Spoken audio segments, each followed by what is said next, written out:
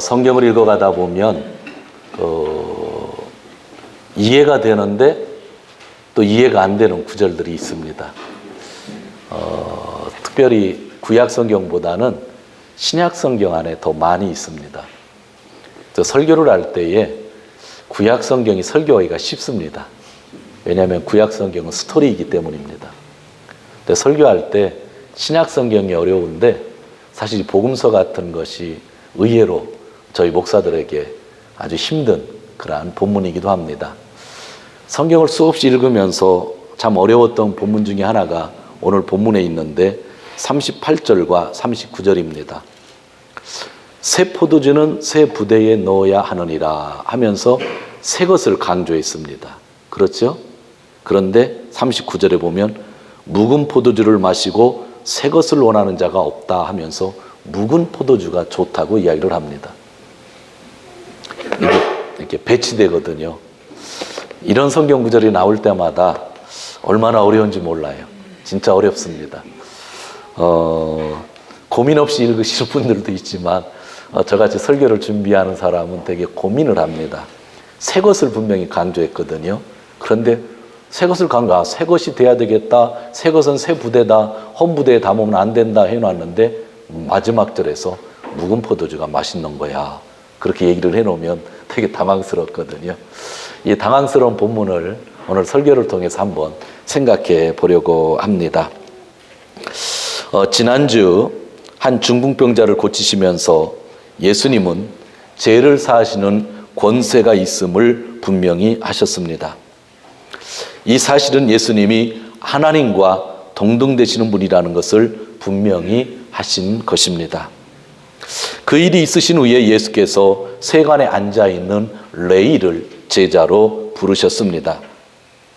레위는 세리의 일을 그만두고 예수님을 따라갔고 예수님을 위해서 자기 집에 큰 잔치를 베풀었습니다.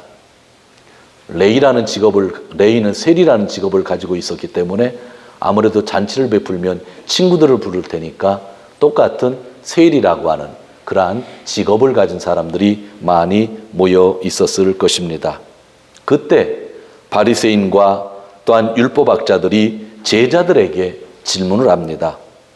왜 너희들은 세리와 죄인과 함께 식사를 하느냐라고 이야기를 합니다. 그 당시 세리는 로마의 지배 속에서 유대인들에게 세금을 받아서 로마 정부에게 바치고 일부분은 자기가 떼어서 먹고 살았기 때문에 유대인들에게 있어서는 죄인 중에 죄인이었습니다. 그런데 그 사람들이 많이 모인 곳에 너희의 선생님은 어떻게 한자리에서 밥을 먹을 수 있느냐라고 하는 그러한 이야기였습니다. 당시 유대인 사회에서 신앙생활에 있어서 존경을 받던 그룹이 있었습니다. 그 그룹은 바리새인들이었습니다. 그 그룹 안에는 율법학자들도 많이 속하여 있었습니다. 바리새라고 하는 원래 바리새인이라고 우리가 성경에서 이야기하지만 저기 분리한다라고 하는 뜻이 그 사람들 명칭 안에 있습니다. 바리새인들은 죄인들과 철저하게 구별된 삶을 살기를 원했습니다. 그러면서 자기 자신들을 지켜왔습니다. 지금 예수님이 자기들이 그렇게 싫어했던 자들과 식사를 나누고 계시는 것입니다. 그래서 이해가 되지 않아 제자들에게 항의성 질문을 하고 있었던 것입니다. 그러나 한 가지, 그들의 삶이 구별되는 것은 좋았지만 그들은 죄인들이 회개하고 돌아오는 일에는 관심이 없었다고 하는 그러한 이야기입니다. 성경을 보면 바리새인들에 대해서 예수님이 많이 비판을 하셨기 때문에 우리가 나쁜 이미지를 가지고 있지만 그 당시에는 사람들이 바리새인들을 아주 존경을 했습니다. 왜냐하면 죄를 짓지 않고 살려고 노력을 했고 율법을 철저하게 지켰기 때문이죠. 그래서 율법학자들 중에 많은 사람들이 바리새파 사람들 안에 들어가서 같은 그룹에서 신앙생활을 했던 것을 우리가 보게 됩니다. 그런데 그 사람들은 내가 구별돼서 깨끗이 사는 것은 아주 중요했지만 나와 다른 죄인들에 대해서는 아무런 관심이 없었고 그들을 정죄하기까지 하며 살았던 것이죠. 그래서 예수님이 바리새파 사람들을 책망하셨던 것으로 우리는 그렇게 기억하고 있습니다. 오늘 본문에서 예수님은 분명한 메시지를 주십니다. 나는 죄인을 부르러 왔다. 32절에서 그렇게 말씀하셨습니다. 내가 회개할 수 있는 기회를 주고자 죄인들과 어울렸기 때문에 옆에 있는 제자들에게 주시는 말씀이 있죠. 뭐겠어요? 너희들도 죄인들과 함께 지내야 된다고 하는 것을 그 식사를 통해서 보여주고 계셨던 것입니다. 여기서 우리는 중요한 교훈을 한 가지 가지게 됩니다. 죄와 구별된 삶을 사는 것은 참 중요합니다. 여기 있는 목사가 죄를 짓지 않고 사는 것은 너무나 중요하고, 여러분이 세상에 나가서 세상 사람들과 구별되는 것은 너무나 중요합니다. 성도는 구별된 거룩한 삶을 살아야 되기 때문입니다. 그러나 그것보다 더 중요한 것이 있습니다. 구별된 채로 나만 잘 산다고 하는 것, 그것은 크리스찬의 삶이 아니라고 하는 겁니다. 나는 깨끗한 삶을 살지만, 나는 바른 삶을 살지만, 바른 삶을 사는 내가 해야 될 일은 그 죄인들 속에 들어가서 죄인을 구원하는 일을 해야 된다고 하는 겁니다. 바리새인들은 나만 깨끗하게 살았고 나랑 틀린 사람들을 정죄했습니다. 그래서 예수님이 죄인들과 함께 식사를 할 때 비판했던 것이죠. 그러나 예수님은 깨끗한 삶을 사시면서 죄인들 속에 들어가서 죄인을 구원하려고 했다고 하는 그러한 말씀입니다. 여기에 오늘 우리 교회에 주시는 말씀, 아주 중요한 말씀들이 있는 겁니다. 세상에 나가서 깨끗하게 살아야 되고, 이 공동체는 깨끗한 삶을 살아야 되지만, 깨끗한 사람들끼리 모여 있는 공동체만으로 만족한다고 하면 그것은 바리새파 사람들과 우리도 다름이 없다고 하는 겁니다. 그냥 그룹으로 만족하기 때문이죠. 그러나 우리는 깨끗한 삶을 살지만 우리의 삶의 현장은 죄인들 속에 있어야 되는 거고, 죄인들을 구원하기 위해서 교회가 가야 할 길을 가야 된다고 하는 것, 그것이 오늘 예수님이 그 바리새파 사람들의 질문을 통해서 주시는 귀한 교훈이라고 하는 그러한 말씀입니다. 그리고 오늘 본문 주위에는 여러 사람들이 많이 있었는데, 일반 사람들이 또 예수님에게 직접 질문을 합니다. 우리가 가지고 있는 성경을 보면 33절에 저희가 예수께 말하되 라고 하는데, 여기서 저희라고 하면 앞에 있는 본문을 따라서 바리새인들과 율법학자들이지만, 오늘날 성경을 잘 번역한 책들을 보면 저희가 라고 되어 있지 않고 사람들이 라고 그렇게 쓰여져 있습니다. 이것은 문맥상 사람들이라고 바꾸는 것이 좋습니다. 왜냐하면 질문의 33절, 사람들이 예수께 말하되 요한의 제자는 자주 금식하며 기도하고 바리새인의 제자들도 또한 그리하되 라고 질문했기 때문입니다. 바리새파 사람이, 율법학자 사람이 이렇게 질문할 수가 없잖아요. 일반 사람들이 질문을 하는 것입니다. 주위에 있었던 사람들은 지금 예수님을 통해서 권위를 보았습니다. 죄를 사하는 권위를 본 것입니다. 중풍병자를 고치시면서 내가 사하는 능력이 있다고 그렇게 말씀해 주셨습니다. 인정하지 아니할 수가 없습니다. 그리고 자기들이 존경하던 바리새인들이, 또 자기들이 존경하던 율법학자들이 예수님에게 질문하는 것을 보았습니다. 왜 당신은 죄인들과 같이 식사를 하십니까? 그때 예수님은 질문을 함으로 인하여, 대답을 함으로 인하여 그들이 더 이상 말을 못하게 하셨죠. 지금 일반 사람들이 그 모습을 보고 있는 겁니다. 예수님의 권위를 보고 있었고, 바리새인파 사람들과 또한 율법학자들이 예수님에게 꼼짝하지 못하는 것을 보고 있었습니다. 그러면서 한 가지 의문점을 가지게 되는데, 그것을 질문하고 있는 겁니다. 아주 대단한 질문이고 지혜 있는 질문입니다. 예수님을 곤란하게 하는 질문입니다. 그래서 이렇게 하는 겁니다. 바리새파 사람들, 또한 요한의 제자들은, 바세파의 제자 요한의 제자들은 금식과 기도를 하는데, 왜 예수님의 제자들은 금식도 하지 않고 기도도 하지 않습니까? 라고 하는 겁니다. 지금 예수님을 비판하고 있는 게 아닙니다. 예수님을 비판하고 싶은데 중풍병자를 고치시면서 죄를 사하는 권세에 대해서 이미 그들은 압도를 당한 것이고, 바리새인들의 질문과 율법학자들의 질문에 대해서 예수님 하신 말씀을 보면서 진짜 이분은 우리가 건드릴 수 없다는 걸 잘 알고 있는데 그럼에도 불구하고 우회적으로 지금 공격을 하는 겁니다. 그러면 예수님, 왜 바리새인의 제자들은 금식하고 기도하고 신앙생활을 잘하는데, 요한의 제자들도 금식하고 기도하고 신앙생활을 잘하는데 왜 당신의 제자들은 기도도 하지 않고 금식도 하지 않습니까? 라고 이야기를 하고 있는 것입니다. 대단한 질문이죠. 사람들은 본질적인 것보다 이렇게 비본질적인 것에 집중을 많이 합니다. 금식과 기도가 나쁘다고 하는 이야기가 아닙니다. 그것보다 더 본질적인 것이 있는데 본질적인 것보다 비본질적인 것을 많이 주목을 하고 비본질적인 것을 가지고 본질적인 것을 공격하고 있다고 하는 거죠. 지금도 세상 사람들이 교회를 많이 비판을 합니다. 저도요, 너무나 마음이 아프고요. 제가 목사 된 것을 너무나 감사하면서도 어느 때는 어디 가서 목사라고 하는 것이 창피할 때가 있을 정도로 오늘날 교회들이 많이 타락을 했습니다. 제가 10여 년 전에 그럼에도 불구하고 조사를 해보았습니다. 왜 교회는 헌금을 가지고 가난한 사람들을 돕지 않느냐 하는 이야기들 수없이 듣죠. 그런데요, 제가 10여 년 전에 다 조사를 해봤는데 고아원을 운영하고 사회복지법인을 운영하고 북한에 쌀을 갖다 주고 하는 건 다 교회지 절도 얼마 없고 카톨릭도 얼마 없더라고요.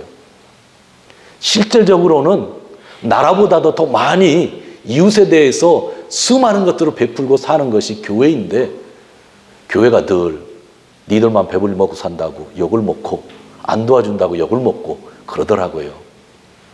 일부 교회가 잘못된 길을 가고 있지만 교회만큼 외국에 선교하는 교회도 없고요. 교회만큼 북한에 쌀을 많이 가져다 둔 단체도 없고요. 사회복지법인의 70% 80%가 다 교회 관계라고 하는 거죠. 찾아보면 다 나와요. 그런데도 우리가 참 많이 욕을 먹을 때마다 참 너무나 답답했어요. 반성도 하고 또 우리가 깨끗이 살아야 된다는 건 당연히 알지만 그만큼 사회에서 교회에 대한 기대치가 크구나 라고 하는 생각을 해보았습니다. 여러분 궁금하면 오늘 집에 가셔서 검색해 보세요.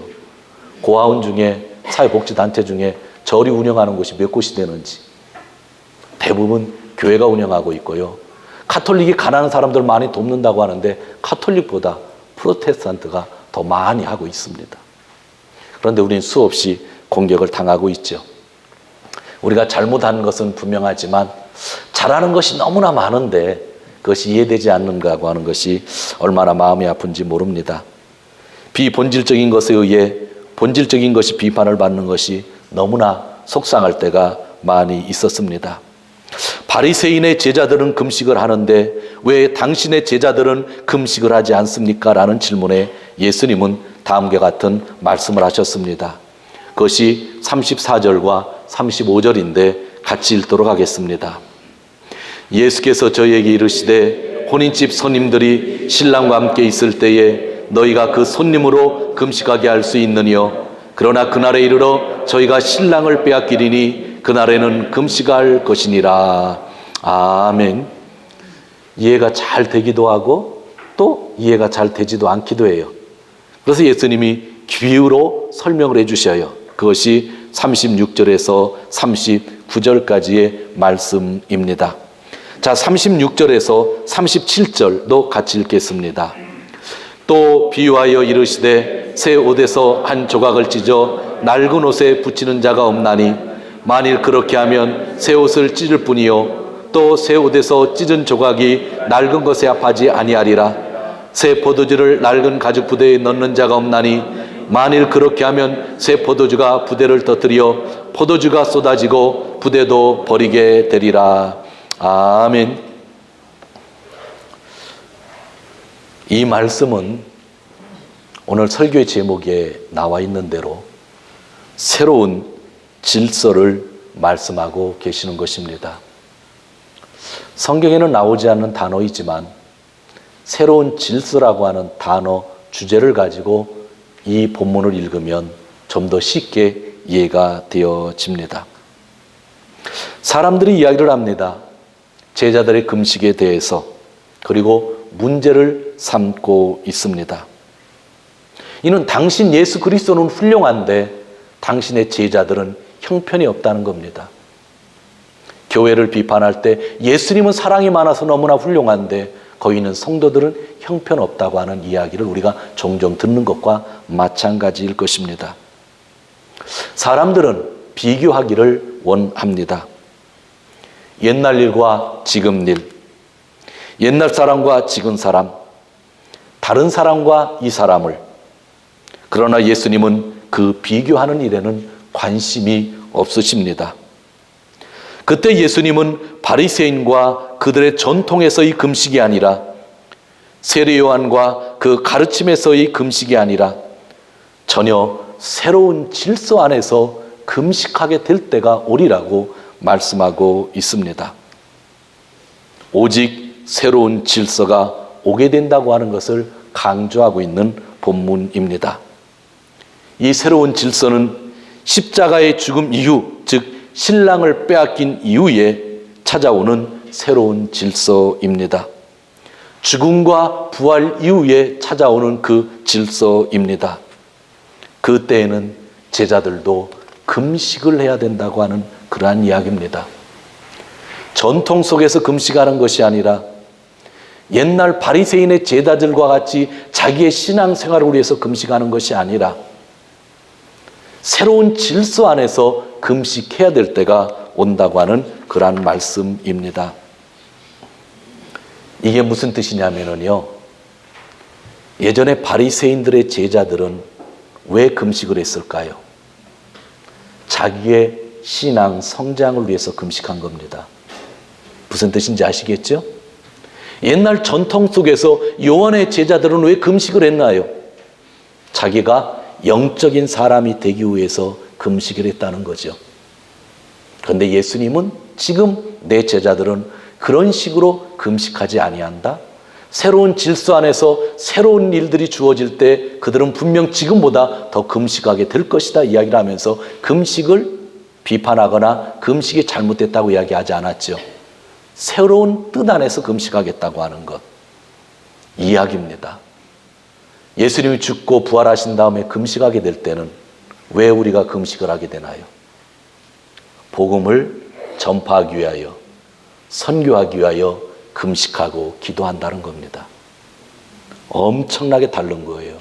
전통과 새로운 질서가 너무나 달라요. 전통에서는 내가 성장하기 위하여, 그래서 바리새인들은 금식하면서 얼굴에 금식하는 표정을 짓고 다녔기 때문에 예수님에게 혼났죠. 그들은 일주일에 2번씩 수요일과 금요일 시간을 정해놓고 금식을 했죠. 뭐를 위해서? 자기의 신앙 성장을 위해서, 내가 제자가 되어서 빨리 선생이 되기 위해서 금식을 했죠. 그러나 그렇게 금식할 시대는 이제 아니라는 거죠. 주의 고난과 십자가를 경험하고 부활을 경험한 자는 내 자신을 위해서 금식하는 것이 아니라 주를 위하여 금식한다는 겁니다. 주님의 십자가를 증거하기 위하여 금식한다는 겁니다. 주님의 부활을 위하여 증거한다는 것이죠. 전혀 새로운 질서입니다. 사랑하는 성도 여러분, 우리가 왜 금식하고 기도하나요? 나의 신앙 성장을 위해서인가요? 아니에요. 오직 예수 그리스도만을 위하여, 선교를 위하여 금식하는 겁니다. 그래서 새로운 질서 안에서 금식과 기도가 필요하다고 하는 거죠. 목적이 다른 거예요. 그것이 오늘 예수님이 주시는 아주 귀한 말씀이라고 하는 것입니다. 나의 경건 생활이 아니라 오직 주님의 영광만을 위하여 사는 삶, 그것이 금식과 기도로 따라오야 한다고 예수님이 말씀하고 있는 것입니다. 사랑하는 성도 여러분, 오늘 말씀을 정리하려고 합니다. 지난주 본문까지 하면 3가지 질문이 있었지만 오늘은 2가지 질문을 살펴보았습니다. 바리새인과 율법학자들이 제자들에게 질문을 합니다. 왜 너희의 스승 예수님은 우리와 신앙생활을 같이 하지 아니하고 깨끗한 사람들과 식사를 같이 하지 아니하고 왜 죄인들과만 식사를 하느냐라고 질문을 한 거죠. 그 질문을 통해서 예수님이 대답하신 것, 난 죄인을 구하러 왔다 말씀하셨죠. 그러면서 우리가 깨닫는 것, 나는 분리된 삶, 구별된 삶, 깨끗한 삶을 사는 것 중요하지만 우리는 항상 누구와 같이 있어야 된다고요? 죄인들과 함께 있어야 된다. 지난번에 제가 그런 이야기를 한 적이 있죠. 랄프 네이버 박사의 전도 방법인데 그분이 강의를 하다가 우리에게 나는 이렇게 전도합니다 하면서 숙제를 내줬어요. 뭐냐면 자기는 전도라 갈 때는 술집을 간답니다. 술집에는 고민하는 사람들이 많기 때문에 옆자리에 앉아서 말만 걸으면 그 사람이 다 얘기를 해서 복음 전하기가 너무 좋다고. 그리고 저희에게 숙제를 내줬죠. 근데 저희는 못 갔죠. 왜냐하면 갔다가는 여러분이 봤다가는 큰일 나니까요. 큰일 나잖아요. 그 랄프 네이버가 살고 있는 그 미국 땅은 좋은 것 같아요. 그런 오해도 받지 않고 전도할 수 있으니까. 전 그때 그 목사님에게 너무나 큰 충격을 받고 마음에 담았어요. 오늘 예수님과 같은 말씀을 하신 거예요. 나는 거룩하게 살지만 우리의 현장은 죄인들을 무시하는 것이 아니라 죄인들 속에 들어가서 그들을 구원하는 사람이 되어야 된다고 하는 것. 그리고 두 번째 질문, 사람들이 이야기를 하죠. 왜 바리새인의 제자들은 금식을 하는데 예수님의 제자는 금식을 하지 않습니까? 예수님은 새로운 질서 안에서 금식해야 될 때가 온다고 말씀하셨습니다. 너희들의 금식은 사람들에게 보이기 위한 금식이고 너희들의 금식은 너희들을 위한 것이고 너희 신앙 성장을 위한 것이고 너희의 경건 생활을 위한 것이지만 앞으로 새로운 시대에 오는 금식은 나를 위한 금식이 아니라 예수님의 복음을 위한 금식이 되어야 된다고 하는 말씀. 그것이 오늘 말씀입니다. 그런데도 사람들은 이런 말씀이 주어져도 오늘 예수님이 마지막 39절에서 말씀하신 것처럼 묵은 포도주가 맛있다라고 얘기합니다. 이것은 예수님이 비판하신 글입니다. 사실은 묵은 포도주가 맛이 있죠. 그럼에도 불구하고 사람들은 전통적인 것을 자꾸 추구한다라고 하는 이야기입니다. 그런 말씀하신 거죠. 그러나 예수님은 새로운 질서는 새로운 질서 안에서 주어진다. 출애굽 세대가 있었고 만나 세대가 있었습니다. 출애굽 세대는 모두 광야에 있어서 삶을 끝냈지만 만나 세대만이 가나안 땅에 들어갔던 것 잘 알고 있습니다. 모세는 너무나 훌륭한 사람이었지만 그런 출애굽 세대였죠. 묵은 포도주가 맛있는 거 알지만 우리는 지금 새로운 질서 안에 있다고 하는 겁니다.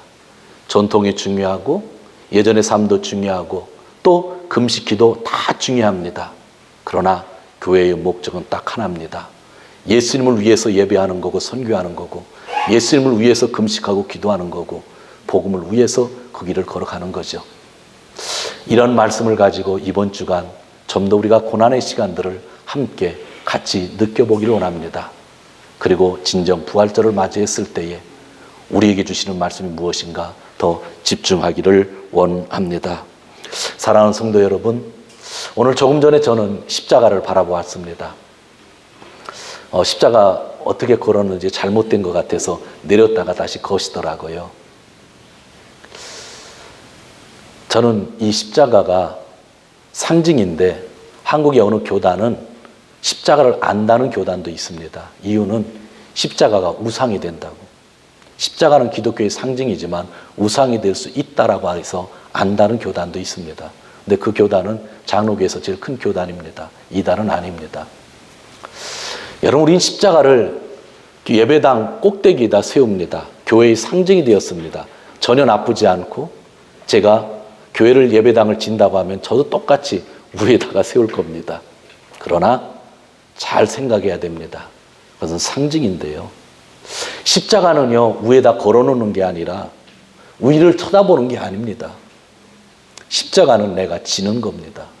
사실은 성경적인 십자가라고 한다면 예배당에 십자가를 놓고 싶다고 하면 이것을 내려서 이 바닥에 놓아야 됩니다. 그래야 이 십자가를 우리가 진다고 하는 생각을 가지죠. 십자가를 위에다 올려놓으니까 우리가 질라고 하는 생각을 않는 거예요. 보기만 하는 거예요, 십자가. 십자가는 보는 십자가가 아니에요. 십자가는 내가 짊어지는 게 십자가라고요. 이 신앙적인 의미를 가지려면 이 십자가를 사실은 이 밑에다 내려놓으면 다들 어리둥절하겠죠. 교회 처음 오시는 분이. 그러지만 거기에 메시지가 있죠. 이거는 내가 지는 거라는 걸 깨닫게 되는 거죠. 부활은요, 주님의 십자가를 찍을 때에 우리가 경험할 수 있는 겁니다. 성도님들 일주일 말씀 많이 보고 함께 기도했으면 좋겠어요. 그리고 새로운 질서 안에 들어가서 내가 금식을 하던 밥을 먹던 무슨 일을 하던 복음을 위해서 나아갈 수 있으면 좋겠습니다. 그대로 되시기를 주님의 이름으로 축원드립니다. 하나님 아버지 감사합니다. 너무나 감사합니다. 오늘 예수님께서 여러 사람들의 질문을 통해서 우리에게 주신 교훈들이 있습니다. 분리된 삶, 깨끗한 삶을 사는 것 중요하지만 그런 사람들일수록 죄인들과 함께 있어야 된다고 말씀해 주셨습니다. 금식과 기도가 너무나 중요하지만 나를 위한 금식과 기도, 내 수도를 위한, 내 경건생활을 위한 금식과 기도가 아니라 새로운 질서 안에서 주를 위한 금식, 선교를 위한 금식이 되어야 된다고 예수님이 말씀해 주셨습니다. 주님이 본질을 깨닫고 본질을 붙잡고 나아갈 수 있는 우리 모두가 되게 하여 주시옵소서. 하나님, 저희가 너무나 부족합니다. 성령께서 저희에게 힘을 더하여 주시옵소서. 감사합니다. 예수님의 이름으로 기도하옵나이다. 아멘.